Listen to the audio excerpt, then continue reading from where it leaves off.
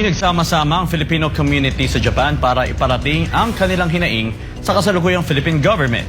Itinaon ang peaceful protest dahil nasa Japan ngayon si PBBM. Si Guy Saito magbabalita.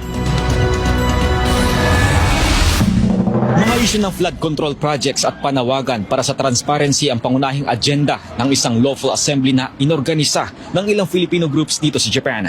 Isinagawa ang aktibidad kasunod ng pagdating ni Pangulong Marcos Jr. para sa isang official visit.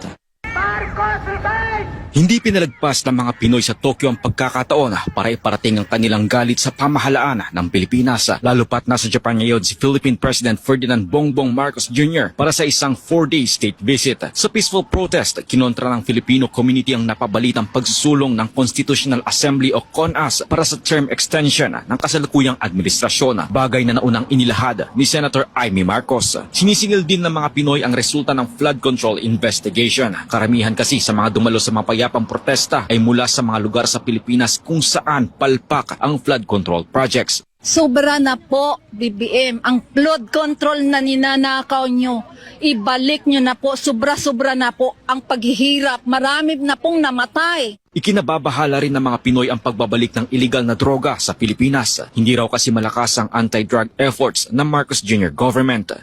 Ang legacy ni tatay, no drugs, no corrupt, pero lahat binalik mo lahat yan ngayon. Sobrang paghihirap na ng bansa. Stress na po kami dito sa Japan dahil nagpapadala po kami ng pera sa Pilipinas at walang nangyayari. Sa pagpunta ni PBBM sa Japan ay lumabas ang resulta ng SWS survey kung saan ay tala ang negative 15 net satisfaction ratings nito. Kaya ayon kay former Undersecretary Lorraine Badoy, nakakahiya ang pagbisita ni PBBM sa Japan. Kakahiya, that's how I feel.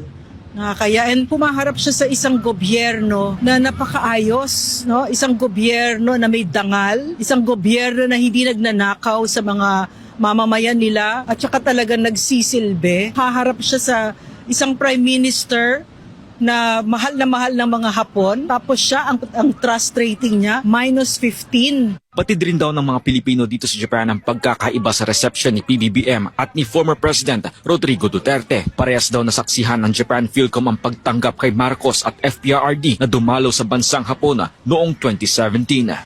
Nakakahiya, no, na yan ang hinaharap na mukha ng Pilipino, a person na alam ng buong mundo of ill repute, mapangit ang reputasyon. At nahihiya ako bilang Pilipino.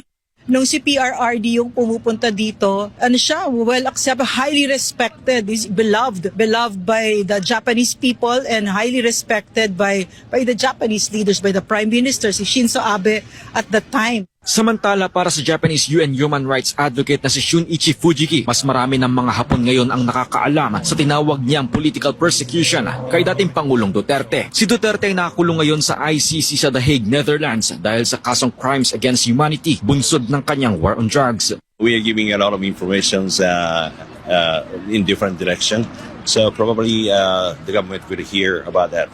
And so they are now trying to hear more than before.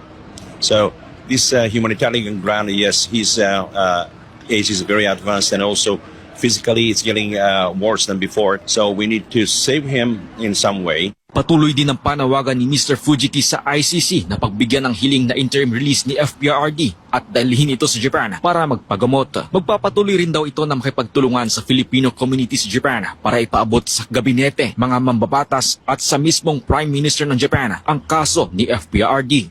I have been talking with some of the politicians about this issue, and they are very much interested to hear about the issue.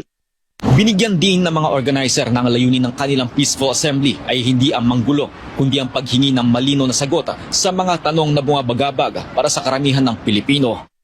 Mula dito sa Tokyo, Japan, Guy Saito nag-uulat para sa Diyos at sa Pilipinas kong mahal. SMNI News.